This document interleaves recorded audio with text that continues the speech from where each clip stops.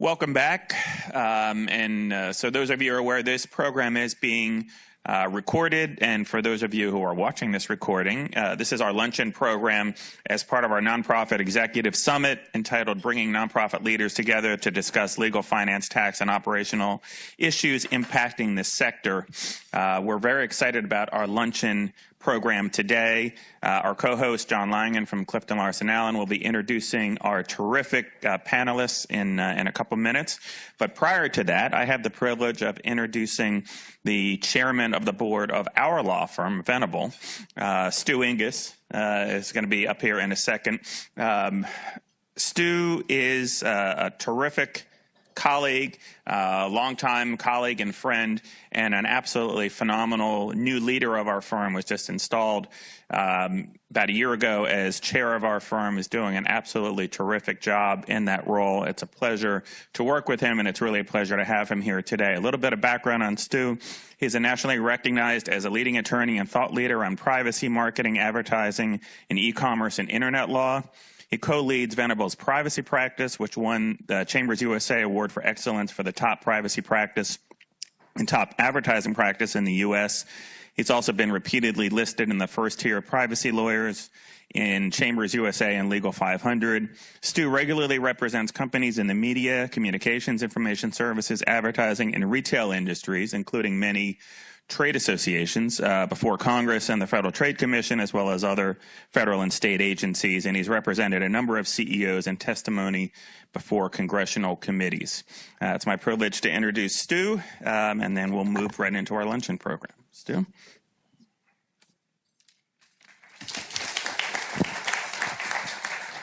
Well, thank you very much, Jeff, and thank you, John, for our co-host.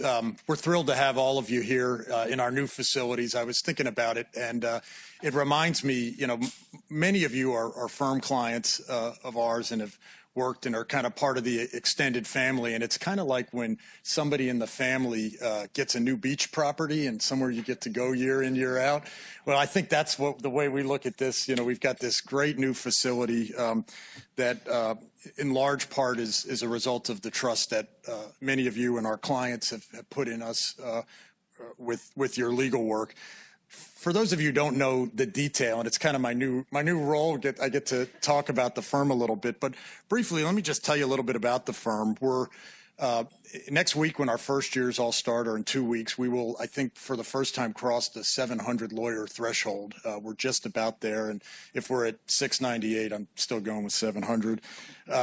We're really a national firm, which Jeff and I have been together as we've become a national firm with offices in New York, LA, San Francisco, and Baltimore, of course, our founding place. This office has become our largest office, and at some level, I guess, thereby our headquarters. But we've got 300 plus lawyers and a much bigger support staff, all in this great new facility. And it's great to have this conference space that allows us to share it with all of you. As you all know, probably as well as anybody, but one of the great things about the association and nonprofit practice that we have here at Venable is it utilizes and draws on the strengths in every area of our firm. And so whether it's through Jeff, George, or many of the others, constantly working with the partners and associates on tax issues, litigation issues, government affairs issues, enforcement, all of the above, to what really is the largest legal practice that service nonprofit organizations in the world. And we're very, very proud of that, and we're proud of all of our lawyers here and the commitment that they've given to all of you, and we've gotten back in return to allow that to happen for us. Core team of 25 lawyers just on these issues. When I talk to other law firm leaders about this stuff, they're always amazed. 25 lawyers in any area other than litigation, and that level of specialty is fairly unique among any firms. And then, our law firm within the law firm, we've got 75 lawyers that are almost entirely from the different divisions working on these issues and the nonprofit issues. So it's really a core of who we are and what we do. So to host this kind of seminal event and with John's great firm, John co-hosting with us, gives us immense pride, as you can hear and appreciate. Let me tell you one other thing that's important to Venable and our values, which is our commitment to pro bono. So we have our own foundation, which is unique among law firms of our size, and we're giving, I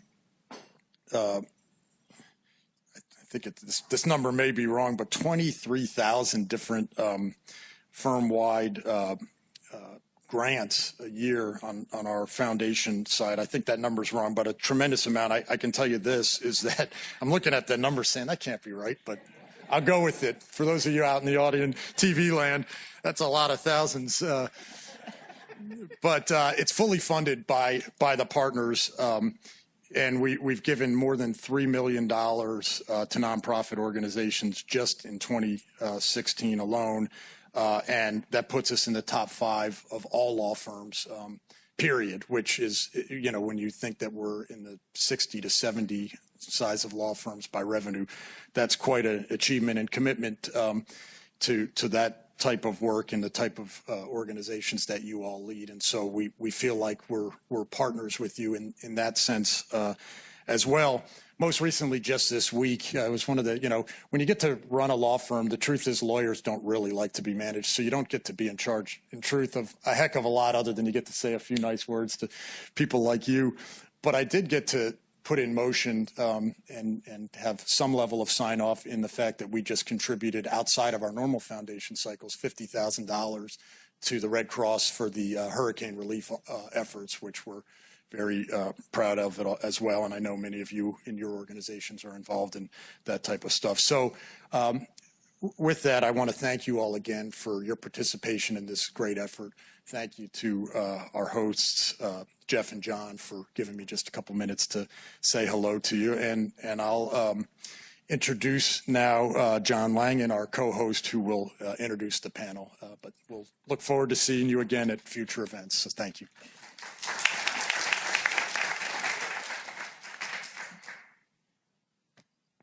Thank you, Stu, and I promise not to audit those foundation numbers.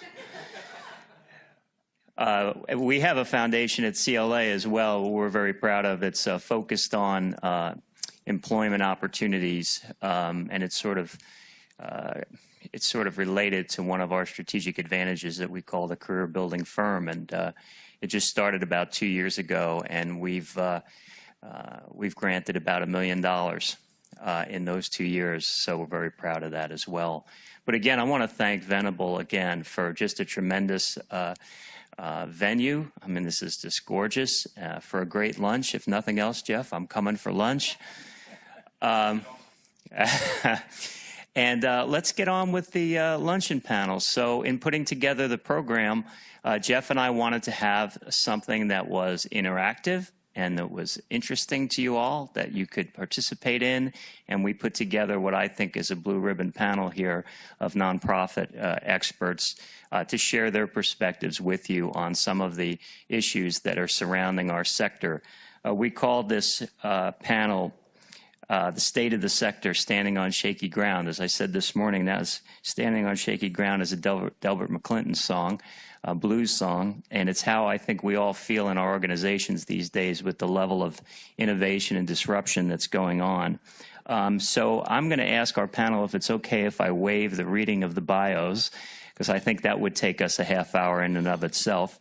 I think these folks, by name and title and reputation, will speak for itself. So let me just go ahead with the introductions. To the far left, I have Art Taylor, who's President and CEO of the Wise Giving Alliance. Art, welcome.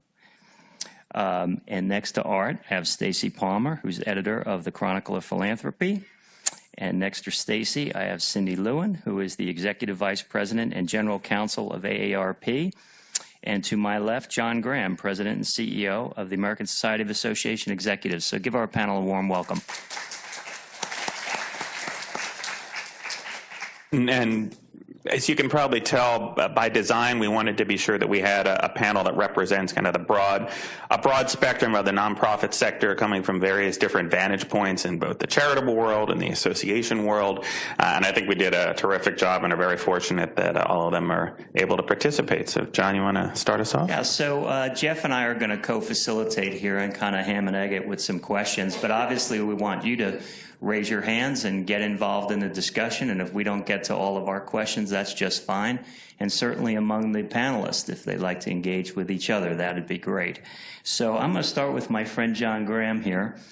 And I would like John to maybe give us some of his biggest short and long-term challenges that he's seeing facing his organization and maybe in general to the nonprofit community.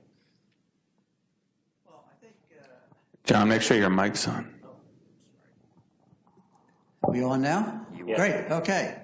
Well, first of all, thank you, John. Thank you, Jeff. Appreciate the opportunity of being here. And welcome to everybody in the room. I think as I look at this, the challenge as well as the opportunity going forward, I think it falls into two main areas, particularly for trade and professional associations. The first area is mobile technology. As many of you know now, around the world, over 55% of all internet access is done on a smartphone. And more globally than in the U.S. right now, but certainly the U.S. is catching up. And mobile technology does one thing which, I think changes the game 180 degrees for most associations. If you think about it, most associations try to create an experience for their members, whether it's through their meetings, their education, their website, their content, whatever it happens to be. Associations are in the business of creating an experience for their members. Mobile technology enables members to create an experience for themselves, the experience that they want to create. At the time they want to create it, and only what they want to create. So all the stuff that associations push out to members is becoming less and less important and less relevant because members only want what they want when they want it in the format they want to receive it. And so that's a big game changer for most associations to try to figure out how to do that. Because in order to do that well, you need a couple of things in place. One is you need a website that is with all the landing pages that talk to each other. So if you go on one landing page, you can get to it, you can put in a question and it'll access every other landing page you have. That's expensive to do. It's an important thing to do. Second thing you need to have is a content management system that is intuitive. That means you need to have a taxonomy that is intuitive so that if a typical member who may not be experienced asks a question about a given topic in that that association deals with, it needs to be able to sort out very quickly because the value proposition changes. Associations no longer control the information. The information associations have is free and can be gotten anywhere. The value proposition is the speed and the way in which that gets packaged. And so that's your real value proposition. So I think that's a huge game changer for associations, and I think we're on the beginning of that curve, and that curve is only going to accelerate over the next 5, 10, 15 years. Second challenge has to do with which builds on that, which is the evolving membership model. The traditional membership model, which fell into place probably 50 years ago, is a model where two things occur. One, everybody pays the same rate, basically, and you bet on the fact that only 15% of your members are going to ever access what you have. And so mobile technology changes that because now 100% of your members can access what you have very easily because they may only ask 1 or 2 questions a year, but they'll find that to be of value. The difference is they're only going to pay for those 1 or 2 questions a year they're going to ask. The heavy users will pay a lot more. The smaller users are going to pay a lot less. How associations price that, how associations make that happen in their organizations is a real a journey. Because it gets into pricing strategy, it gets into value proposition, it gets into product selection, and it gets into product life cycle. And so when you put all those things together, it becomes a very complex navigation for most associations. And I said 2, but I just want to highlight one more, and that is I think the demographics for associations is important to recognize. As we look at the demographic changes, we know that the white population is flatlining, the black population is flatlining, the real growth is in the Asian and Hispanic populations. And so as we look at our boards, as we look at our members, as we look at the folks that we interact with, you know, are we making strides in the Asian community? Are we making strides in the Hispanic community? Are we a welcoming place for those communities? Have we altered our volunteer? Because as you may know, you know, the volunteer models that we have in place are models that were put in place many years ago and really are European-centric in terms of their design, whereas, you know, the Hispanic population volunteers in a different way, and the population of the Asians also volunteer in a different way. So I think we have a lot of opportunities in front of us, but I think they are both short and longer-term problems that associations are going to have to face. So, Stacy, do these issues that John has brought forth, do they resonate with those that you're tracking for your readers? Absolutely. I would say demographics and digital technology for sure are huge issues of great concern. We just did a conference last week that focused on the ways that nonprofits are responding to a very changing demographic. And we called it, you know, looking at the emerging donor, because there are so many different kinds of people that nonprofits need to appeal to that we couldn't and didn't want to say it was just about millennials, it was just about Gen Y, it was just about blacks, Hispanics, Asians. It was really about all of the different ways in which donors are changing. And that means a changing style of management at a lot of organizations. So, you know, that we had a lot of discussion about the ways that CEOs who, you know, grew up in a very different era are having to think about things. And Emmett Carson was one of our speakers. He's the head of the Silicon Valley Community Foundation. And one of the things he said, it was his strategy, was he said, hire people who make you feel uncomfortable. And I think that's not something that's easy for any of us to do, but it's something that we all need to do to be able to experiment, think about things in different ways. And his other advice, of course, was to hire a lot of digital natives. We can all understand some of these things if we grew up in a different era, but we really need to have people who are living and breathing in a very different way to help our organizations become more dynamic. So, Cindy, you have an organization that services a certain part of our population. How do you address these at AARP? Well, first of all, I want to say thank you to Stacy, because when so 7 years ago, I was applying for my job at AARP in 2010, and I was asked this question: what are the long and short-term trends that confront nonprofit sector? And I said, changing demographics, changes with membership and how people don't join in this bowling alone era, and technology changes. And I got the job. And the reason I said those things is because I had just read an article in the Chronicle of Philanthropy about what are the top challenges in the coming decade so here we are well into the decade, and we still are talking about those same challenges. And in terms of demographics, that is a huge challenge for AARP, because we traditionally haven't reached the multicultural audiences. We've tried to be very intentional about it. We've worked through a lot of faith communities. We've worked with a lot of other organizations like the Links, which is an organization for professional women of color. We've just, again, we've translated a lot of things into Spanish, and we've run advertisements that try to reflect, diverse populations.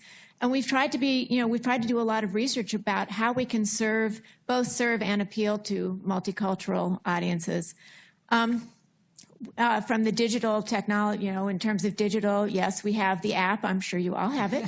But I think one thing that so we are trying to, as John was saying, instead of pushing information out, we're all trying to bring people, pull people in, have them, meet them where they are, but also have something that gets them to want to come to you. But and so our app, you can sign up for push notifications. Of course, we're consumer friendly, so you have to choose what you want to be notified about. And we have 90 choices, so that's not a pleasant process. But one thing we're doing that I think is interesting in terms of meeting people where they are is we're working with the Amazon Echo, Alexa, And you can now get your AERP news briefing every morning. Mine is set to NPR, don't tell anyone, but you can get your AERP news briefing and you can change your address. You can tell Alexa to change your AERP membership address. So you can do a lot of those things very easily. So that's what we're doing in terms of, the people that we serve don't tend to be digital natives, although, you've all know that Facebook is been taken over, really. My daughter won't go near it anymore because my grandmother's all over it. So that's what we're doing for those. In terms of technology, I'd throw out another issue that's challenging all of us, and that is big data. We've got, where's the balance for all of us as nonprofit organizations between respecting people's privacy and yet targeting members to serve them the best? Where's that creep factor line? Where do you go too far? Thank you.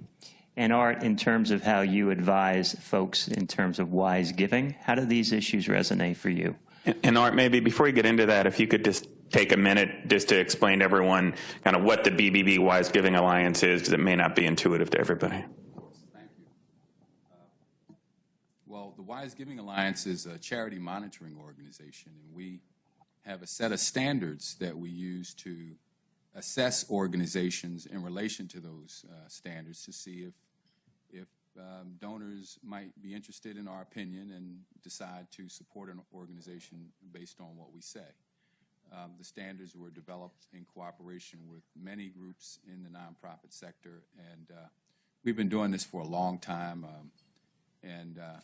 I think many people see us as somewhat of a gold standard, at least as it relates to that type of evaluative work.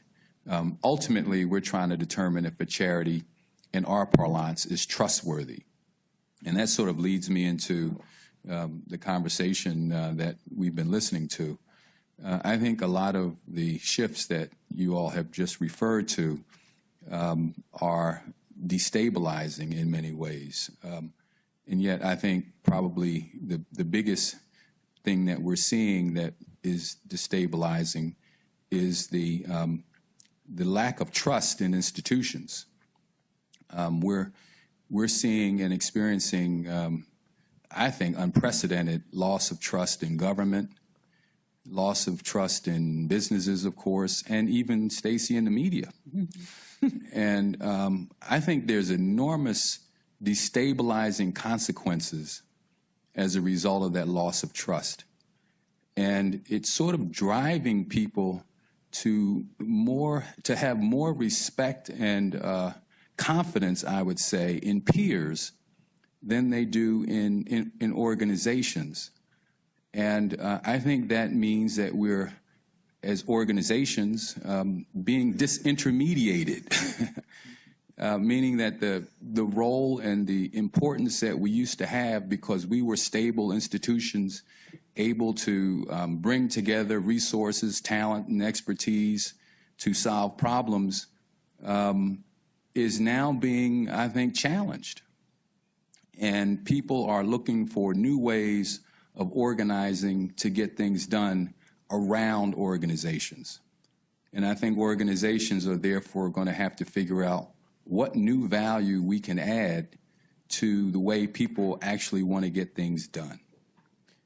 I could, add some other comments to what was mentioned about demographics. One of my real challenges with demographics right now is, again, we have a default identity sort of in this country. It tends to be white. It tends to be religious-wise Christian. It tends to be driven by certain work ethics, and we have certain values that attach to all of that. But as this country expands in so many different ways ethnically, we're going to find that that default identity continues to be challenged. And I think that also has enormous consequences, some of which we're seeing. People are questioning everything. Why is it that we have to salute when the national anthem is played? Why is it that we even have to sing the national anthem at a baseball game? Why do we need these weird statues of people who lost the Civil War?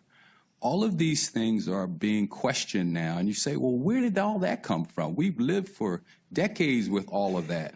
But now the demographics are driving a new round of tension, I think, in this world and in this country that we're all going to have to deal with. And certainly this election is sort of, in my opinion, Custer's last stand, so to speak, for many who represent the default identity that we've had. So I think for organizations, we're all going to have to figure out how to deal in this mess. It's going to be a mess and a scramble maybe over the next 10 years or so until we can figure out some of these questions and answer some of them. But I think for organizations, it's also going to mean that we have to be more collaborative. It may be challenging to think that some of these problems we can solve alone. I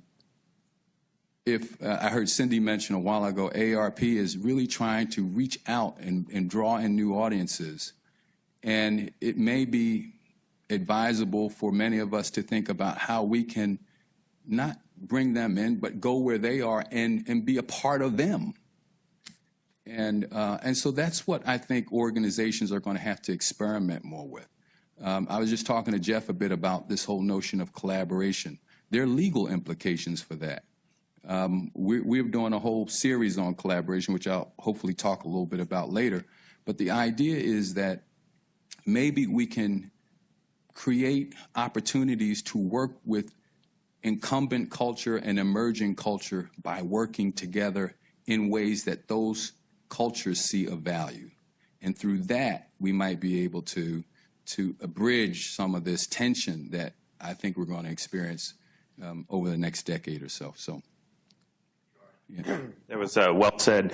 So there's clearly a theme that's coming through so far in the early part of this luncheon program, and that is kind of the need and pressure on nonprofit organizations to reinvent themselves in lots of different ways to deal with technology challenges, demographic challenges, privacy challenges, other things like that, and also to find new ways to kind of think and work outside the box. And look, clearly there is still a critical role for charity, for nonprofit organizations. We see it in the relief efforts from the two recent hurricanes, and you know, the primary responses that galvanize people, and then the funnel for so much assistance comes through nonprofit organizations, and that's likely not going to go away anytime soon, if ever.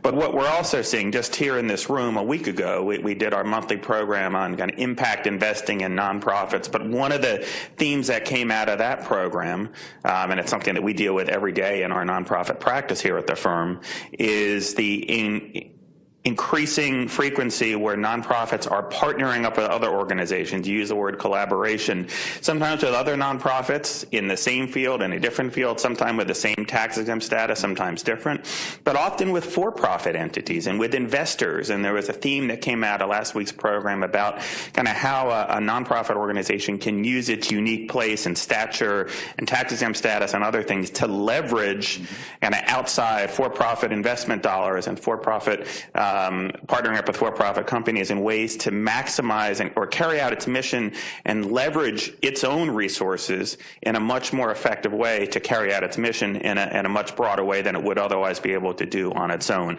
And yes, thankfully for our law firm and lawyers, there are a lot of incredibly complex legal and tax and regulatory issues, but it seems to be a common theme that's arising from all that. So in light of that, to Stacy or Cindy or John, do you want to kind of talk for a minute about kind of other kind of specific solutions to some of these challenges that you guys are dealing with, whether they involve collaborations with other organizations or other ways that you're finding that nonprofits are kind of blowing up their own organizations in order to deal with some of these challenges head on? Well, in terms of, you know, one thing that we're doing that to try to address a lot of these problems is try to be in the community, try to be relevant to you and your community, not just be a national organization, not just be AARP, the lobbyist, the big Washington thing that's over there, but so that you can see what we're doing. So instead of being a national organization, be a nationwide organization.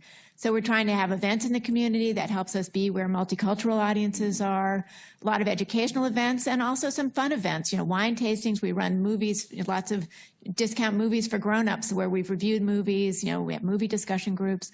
And we're also, so again, trying to have an emotional connection and meet you where you are, helping that helps with membership, helps with a lot of different things. And if you've met us over a glass of wine, then when we need you for grassroots advocacy, maybe you get us, you get who we are and why we're there.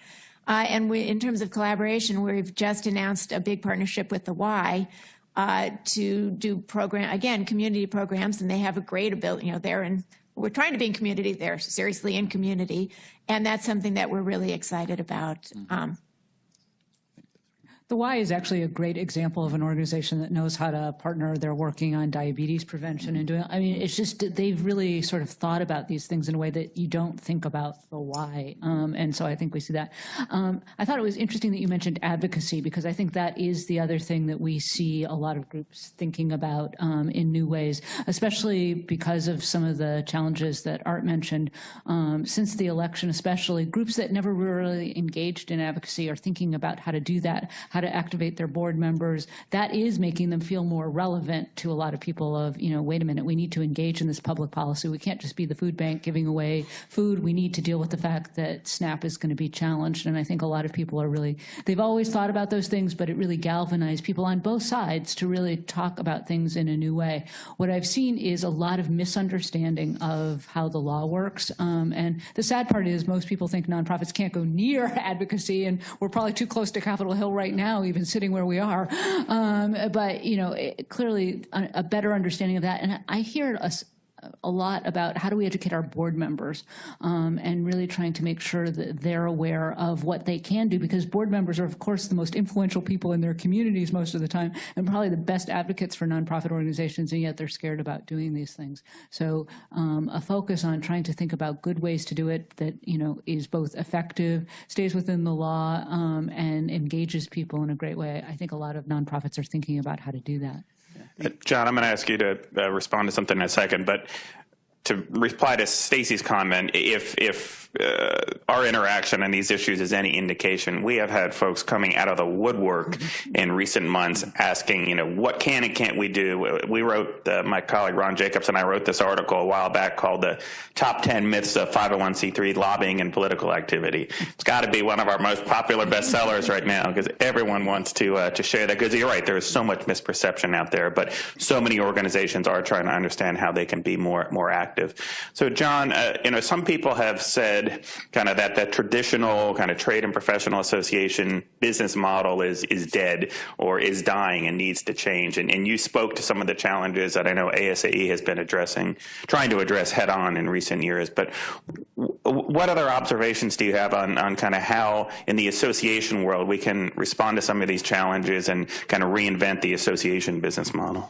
Yeah, well, I wouldn't say it's a dying model at all. What I would say is it's an evolving model. So if you look at the data and you go back over the last several years, like 25 years, trade associations, if you went back 25 years ago, probably 75% of their revenue would be from dues. Professional societies, probably 50 to 60% was from dues. You're now at a point where for most professional societies, it's probably down to, for most trade associations, probably down to about 35%. For a lot of professional societies, it's down to 25% on average. For ASAE, it's 17%.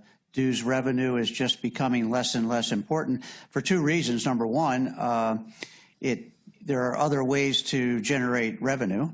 Number two, the business model is evolving because at the end of the day, people are willing to pay for what they value, but they're not willing to pay for what they don't want. And so the whole dues model is changing, particularly for professional societies. For trade associations, the dues model is somewhat different because what trade associations have learned how to do very well is rather than increase dues, they provide assessments for specific programming. So it really becomes almost a restricted form of fundraising.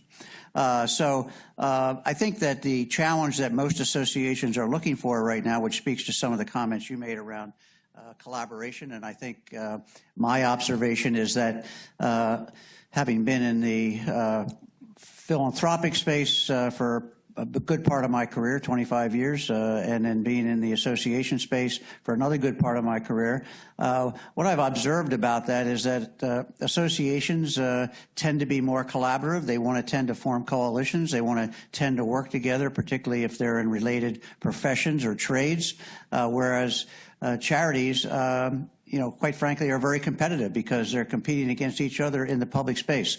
They're competing for attention, they're competing for awareness, they're competing for dollars. And so it's much harder for mainstream charities to collaborate. And I think trying to find ways to do that, which may be by doing some quasi, business practices, moving into the space where they are acting not like a total business, but somewhat more business-like in terms of what even products they might be selling, forming for-profit subsidiaries, doing the things that they can to shore up the fundraising, because the fundraising is becoming more and more difficult in the traditional ways that mainstream charities have done that fundraising. No question about that. And then I would add to what you just said, kind of partnerships and collaborations, use Art's word, particularly between nonprofits and for-profits. We're just seeing it more and more and more. And frankly, there's just no choice because of the competitive threats that are out there. And then you have the public benefit corporations, which is a whole other category. You have, not-for-profit, then you have for-profit, then you have the public benefit corporations, which is a whole different business model. Yeah, it's interesting. We're really taking down the barriers between some of these structures and really getting down to value. What is value to the donor? What is value to the member? So, Art, let's go back to your very insightful comments and taking into account what our other panelists have said. What are you seeing out there in terms of the groups that come to you for that type of guidance on value? And all that's happening in this environment, including this political environment. Yeah. Well, on collaboration, I think there are some promising developments. I'll give you a few just to give you some idea of what I'm thinking about. The Maryland Food Bank has, I guess they give out, hundreds of thousands of meals and food products to residents of Maryland. They partnered with 50 local farms and the prison system to get prisoners who were about to be paroled to work with them to collect these foods from these farms and distribute them to families around Maryland. And it's helped the prisoners at the same time that it's actually helped people who need the food. This is a collaboration like the ones that I'm hoping we'll see more of that don't take away anything from what the core of the organization is about. So John is completely right. Organizations don't like to collaborate because historically it's meant I have to give away what I do well to someone else who might not do it as well. Why would I want to do that? We can continue to do what we're doing and get all the funding to come to us. Well, if you begin by thinking about leaving the things that you're doing well on the table and continue to do those, but also realize that you're in a dynamic environment where you have to come up with new things to do in addition to what you've been doing, that creates a great space for collaboration. So here's another one. Meals on Wheels is in the business of delivering meals to families. They also found that they could partner with a pharmaceutical company that's in the cancer drug business, okay? So this cancer drug company decided that wouldn't it be nice for people to be able to recover from their cancer treatments at home? And part of that is making sure that they have the kind of meals that they need. And so they partnered with Meals on Wheels to make sure that they continue to get the meals that they need after the cancer treatments. Meals on Wheels not doing anything different, but they're able to expand on their mission, and maybe now, some people might say they're in the cancer help business, right? Because they're able to deliver that meal. Around fundraising, I understand Donors Choose, Kiva, Global Giving is partnering with the Harvard Business School, and they're looking at different tests for fundraising pages. Here you would never have thought of organizations that are actually fundraising, which is a very competitive thing, to actually do it together. John and I are part of something called the Mobile Giving Coalition, and you heard John talk so importantly about the importance of mobile phones for almost everything we're doing. Well, charities are trying to figure out how best to adapt mobile technology to giving opportunities. And a group of them have come together through this thing that we created called the Mobile Giving Coalition to experiment and share their knowledge of what they've learned in those experiments for how to best take advantage of mobile technology. So there are some great examples of organizations working together in loosely configured situations, not hardwired mergers. These loosely configured things give them the opportunity to try something, and if it doesn't work out, they can disband.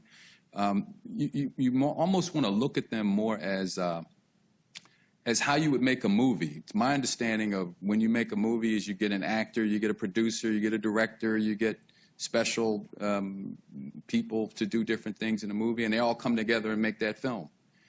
And when the film's over, they all disband and go to another project. And I think charities that understand the importance of innovating are seeing that they need to spend some of their resource time and effort working with different groups and configurations of organizations to come up with new things, not to do much with what they're currently doing, but to come up with new things that they wouldn't have been able to do if they hadn't partnered. And I guess the last point I'll make is that we need to expect that many of these things won't succeed. And we have to accept that that's okay, which is kind of hard for organizations too, because there's a lot of pressure on organizations to have impact. Everything has to be driven by impact and metrics. Well, I think we have to understand that if we're going to succeed and develop the next best things for our organizations, that we're going to have to fail a lot too.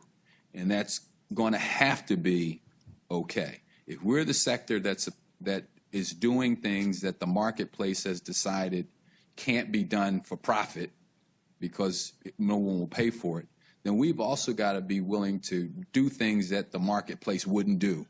And some of that means we're going to have to fail a lot before we can actually get to the place where we want to be with our missions.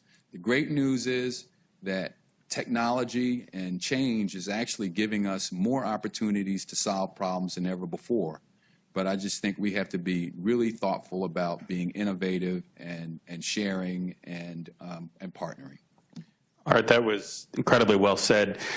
And from the legal vantage point, we work with about 700 nonprofit organizations each year, and we are increasingly seeing some of the most, so people come to us when they either want to talk through some new idea, some new collaboration, some partnership, joint venture, they want to talk through the legal and tax and regulatory issues, and then they'll come to us to help draft or review contracts or negotiate them and things like that. And I've been doing this now for about 20 years. I've never seen so many innovative, creative types of collaborations, often between nonprofits and for-profits. And it used to be the classic kind of commercial co-venture situation where, a for-profit will partner up with a nonprofit, and the for-profit will advertise, if you buy our product, we'll donate whatever X percent or X dollars to this particular charity for some period of time. And don't get me wrong, those deals have not gone away. Some of my colleagues are here with me today who work on these deals all of the time. But we're also seeing that morph into some really interesting creative things. And like I tell clients a lot, in a great collaboration, it's one of these kind of 1 + 1 = 3. And you're right, Art, it doesn't always work, and you have to be willing to fail and experiment. But when it does work, it can really open up new doors and horizons. Cindy, Stacy, further comments on kind of ways that you're seeing either charities and other nonprofits kind of reinventing themselves, new ways that they're dealing with some of these challenges, kind of looking very different from charities in the past, or things that you think need to happen more in the future in order for the sector to really thrive?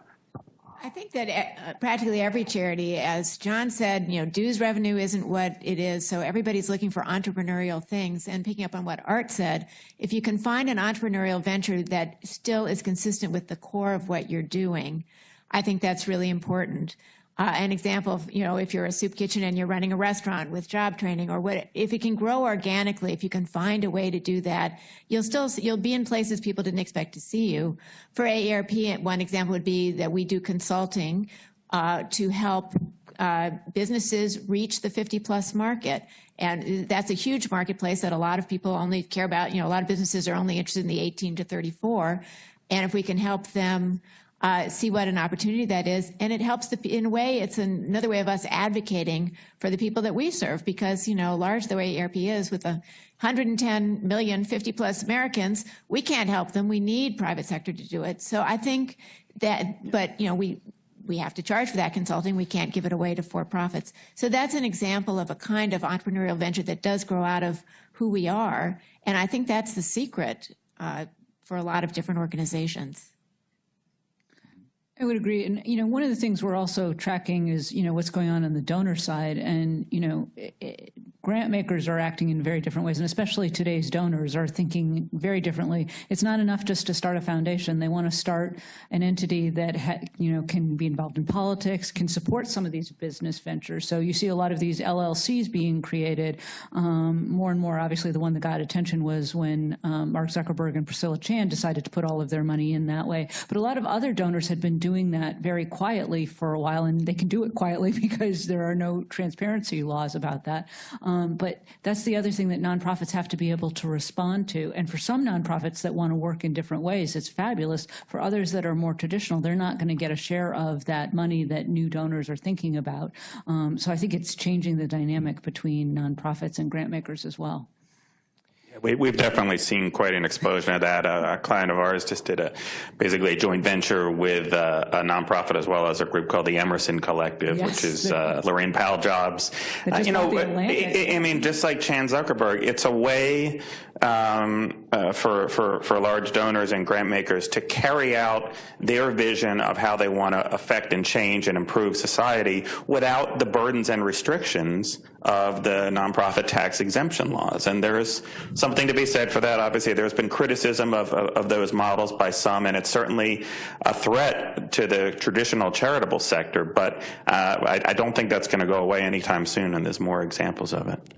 So our audience are leaders of their nonprofit organizations. They're looking at 4 very successful leaders of organizations that have not only survived but thrive. So the word that keeps coming to me is nimble. Mm-hmm. How do you remain nimble with what we've been talking about, which is bringing value and doing it in a changing landscape? And so how are you organized for being nimble? And I would even include maybe for the nonprofit executives here, the governance issue, because that's key. John, do you want to start? Sure. The governance issues as well, because as we talk about kind of the need for organizations, nonprofits to reinvent themselves and do all of this, how does who sits on your board affect the ability and willingness and vision of your organization to go in these directions? And how do you see the need for boards to kind of evolve and change to address these challenges? You get all that, John? Which question you want me to answer?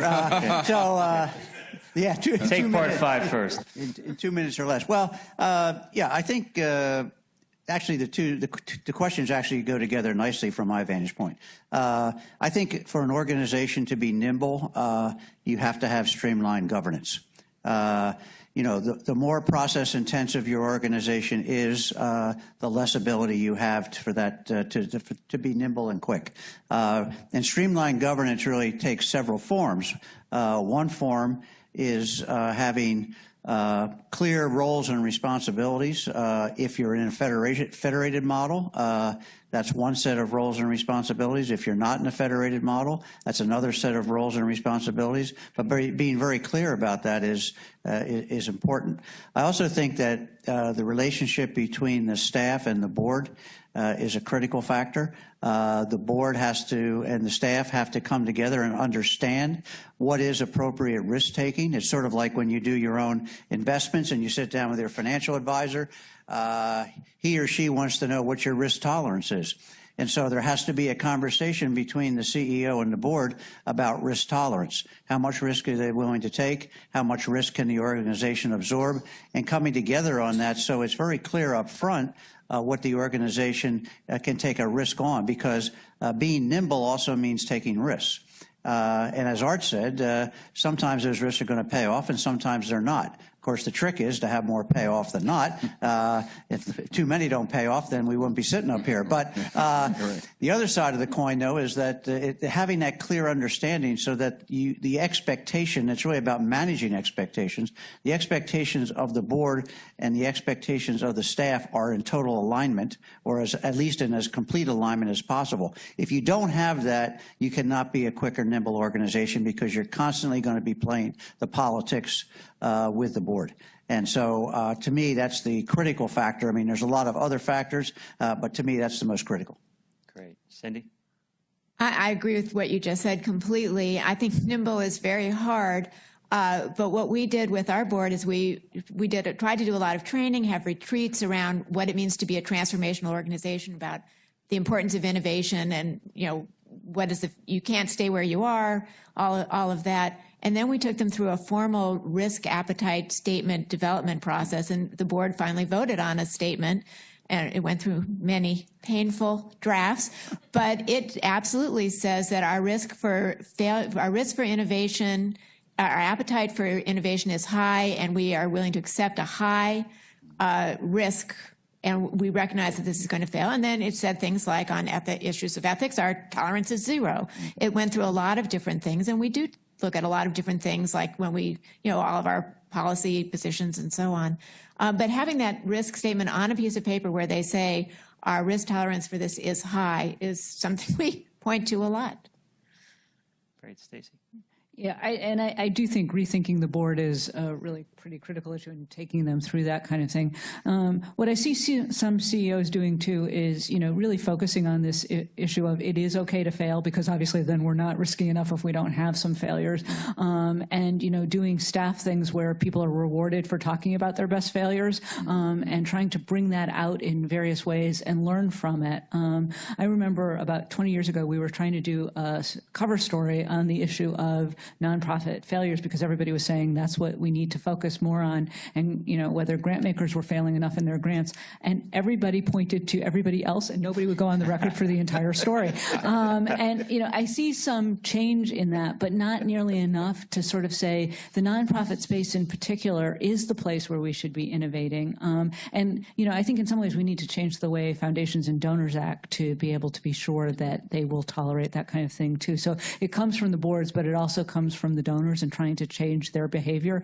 And, obviously when we're talking about bigger picture grants, those kinds of folks can talk about failure. It's hard, and I'll be curious what Art has to say about this. When you're looking at the kinds of donors who turn to his organization for basic things, they're not going to tolerate failure, I would imagine, at all. Yeah, that's true.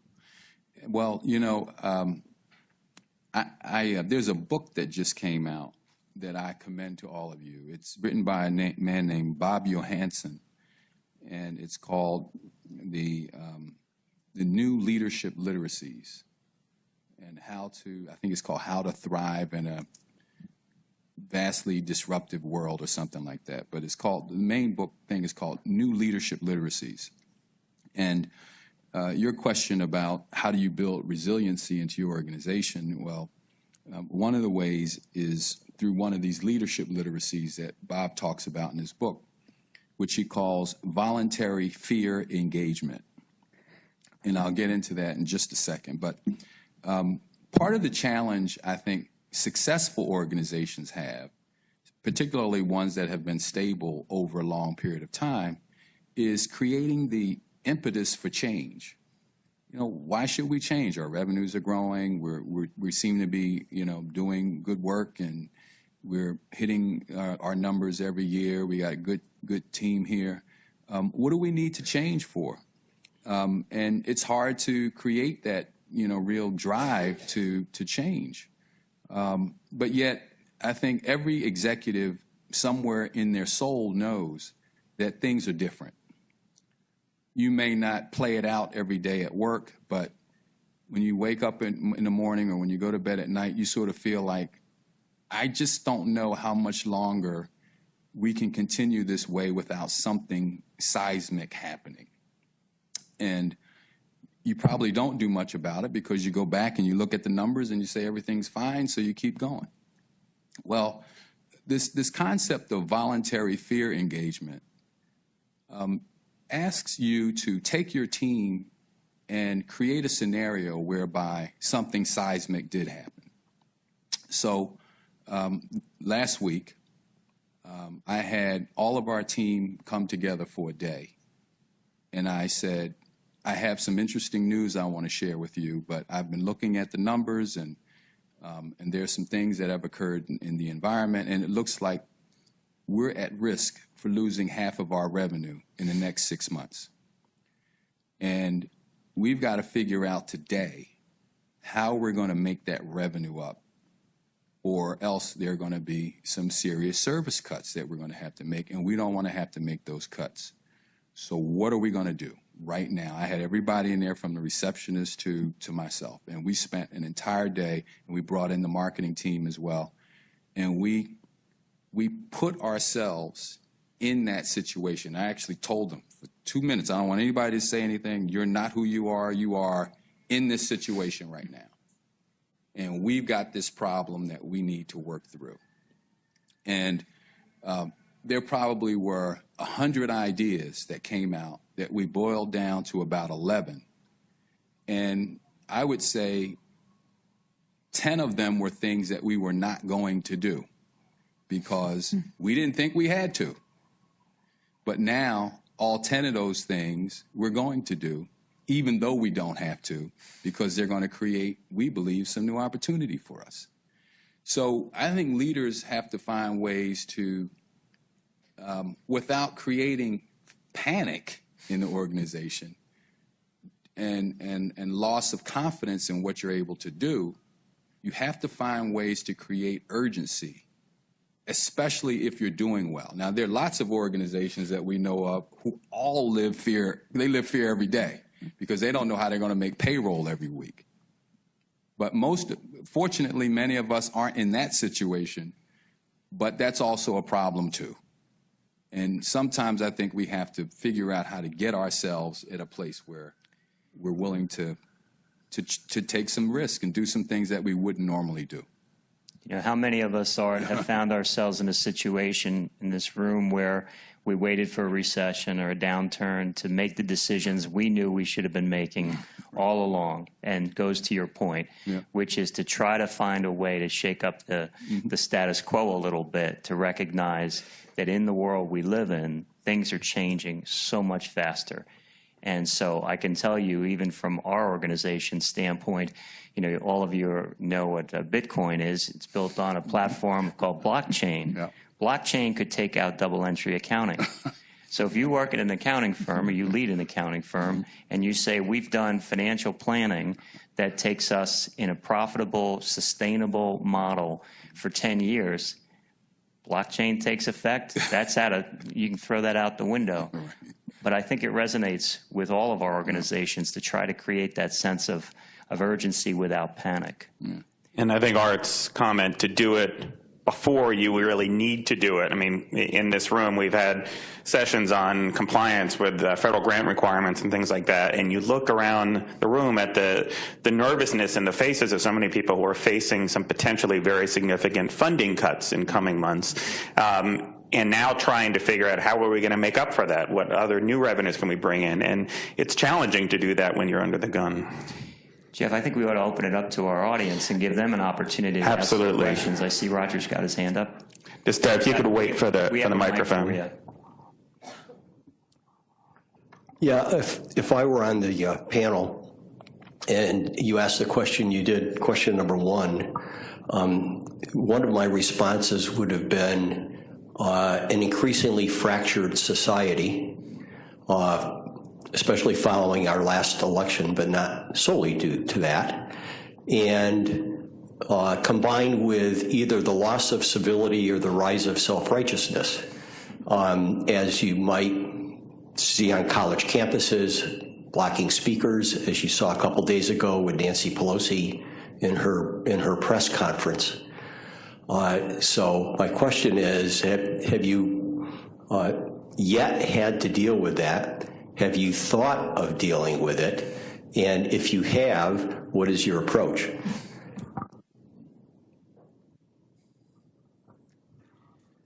Okay, I'll start. I don't think we have the answer for sure, but AARP has been a huge defender of Obamacare.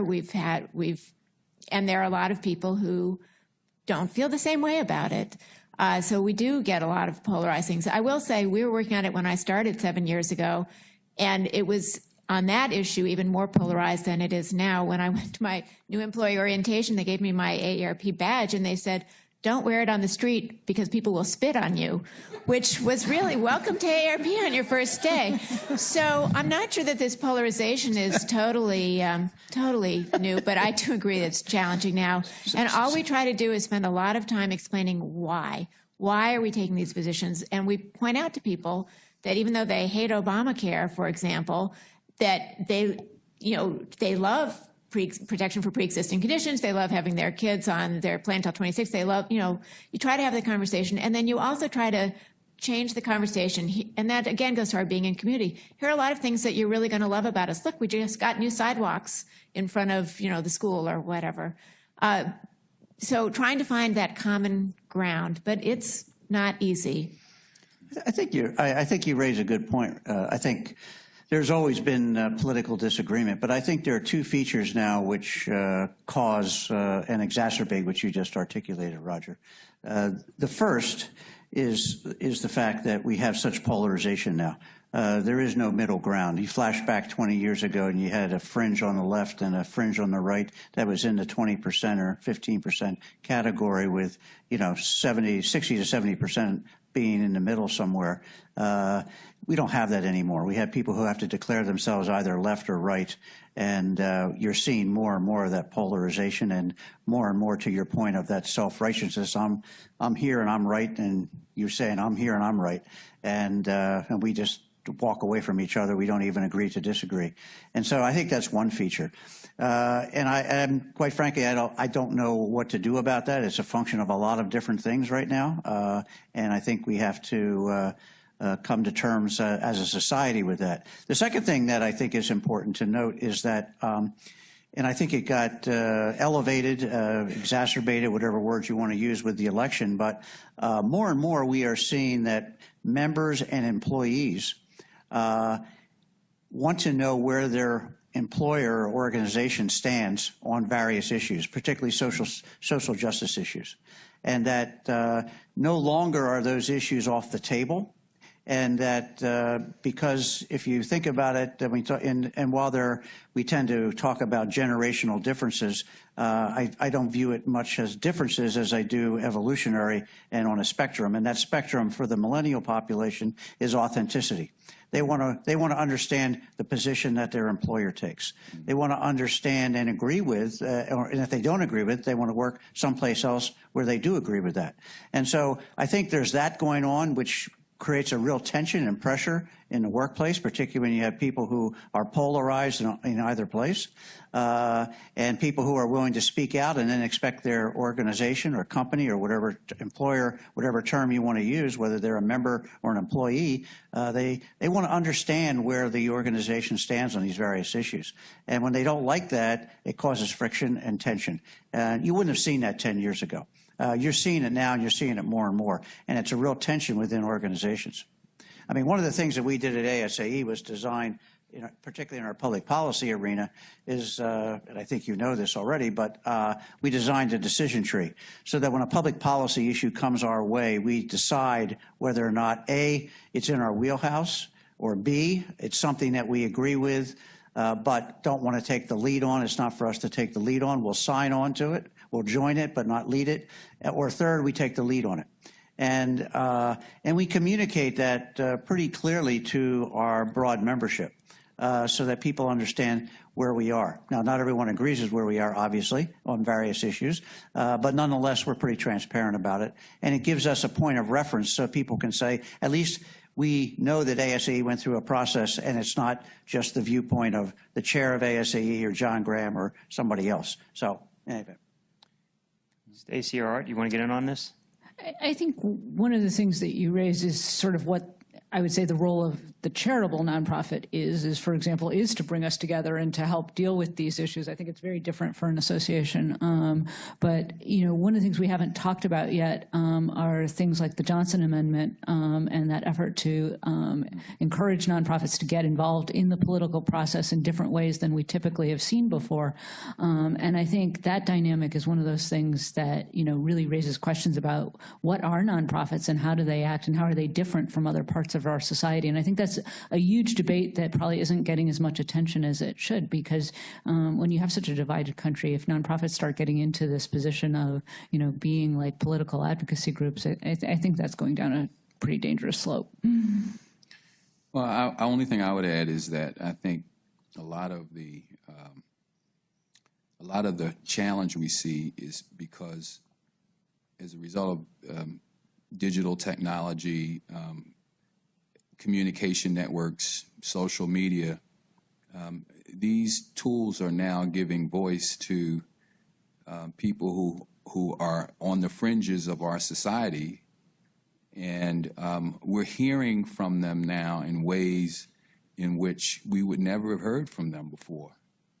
And I think it creates a real challenge for those of us who lead organizations, because they're also, we're going to find they're in our midst, and maybe they now feel that they can be more vocal than they would have been before, and so I think maybe a tactic might be for employers to actually find ways to conduct bias audits, to find out where our biases exist as individuals. And maybe this isn't something that people would share outside of themselves, but to give people an opportunity to understand where their biases live and how those biases would play out in relationships with others that they have to work with. Because I think it's going to be increasingly possible to shut people down. The NFL is trying to do that now with Colin Kaepernick, and I think it's going to backfire on the NFL.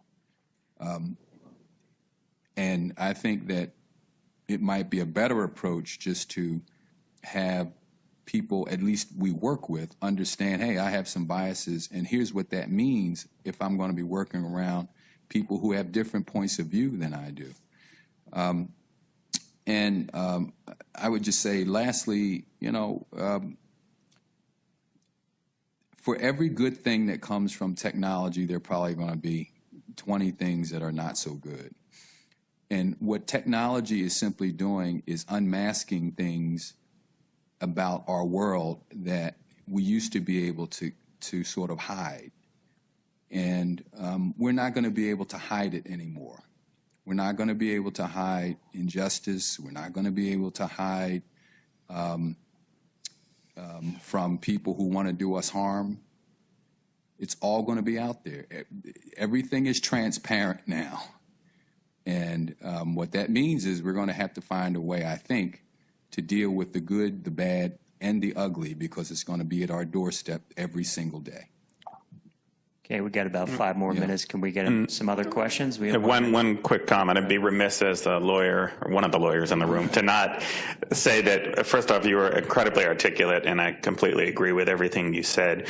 We also have to realize there is a flip side to looking at people's biases, particularly on the employment front. We had an employment session a little bit earlier today, and the potential for discriminatory employment conduct by looking at people's backgrounds and biases. I mean, even in some states, they ban the ability for employers to screen potential employees' social media pages prior to hiring for that exact reason. There are some really serious risks there. And like everything else in this, and the kind of issues they're talking about, there's a balancing of different considerations, and it's something we have to be careful about. You're taking the wind out of my sails. I thought bias audits were going to be our future. Question right here. You all spoke eloquently about collaboration. I'm interested in your thoughts on the future of consolidation in the nonprofit sector. There are something like 1. Right now, seems to be cutting out, about 1.9 million nonprofits right now, many of whom are doing the same work or similar work, all of whom are chasing the same dollars at a time when we're going to see decreasing federal funding, state funding, donor issues. DAFs have taken money in whole different directions. What are your thoughts on our sector learning from the for-profit side of thing and starting to consolidate? Well, I think what we learned from the for-profit sector is that generally people don't consolidate or merge unless there's a reason to do it financially. You know, and particularly in nonprofit organizations, the politics around doing that are significant. It's actually much easier in the corporate world just because it's totally driven by money. Mm-hmm. In the nonprofit world, it tends to get initiated because there's a lack of money, but it's difficult to follow through just because of the politics of the volunteer leadership and things like that. So I think, in my opinion, I don't think it's going to happen organically. Well, I shouldn't say it that way. I don't think it's going to happen because people think it's a good idea for two organizations to get together because they do the same thing. And they could be more efficient and more effective if they did it together. I think they'll do that because one or both will have resource issues and they'll be forced to come together. That's a rather pessimistic answer to your question, but I think I just don't see it happening naturally. Well, it's a very accurate answer. And that being said, we're seeing more, I'll put it under the merger, kind of air quotes, umbrella. A lot of these are not true actual legal mergers or consolidations, but we're seeing more of that now probably than in any time in recent memory. And we obviously get involved in the legal aspects of these. That being said, they are incredibly difficult. I work all the time with boards and executive committees of various organizations that come from the corporate world, and they say, oh my God, how difficult is this? There's a clear financial case sometimes for a merger or consolidation, but the governance and the politics and everything else, and John and I went through a merger together that was very political quite a number of years ago with ASE and GWSE. Who've been around this a long time. We've been waiting for these consolidations for 30 years. And to John's point, they haven't happened. But I would go to the earlier point that was made about customer, let's call it customer value, right? Customer value will translate into financial need if it's not met. And when that financial need hits, then you'll see those consolidations and collaboration happen.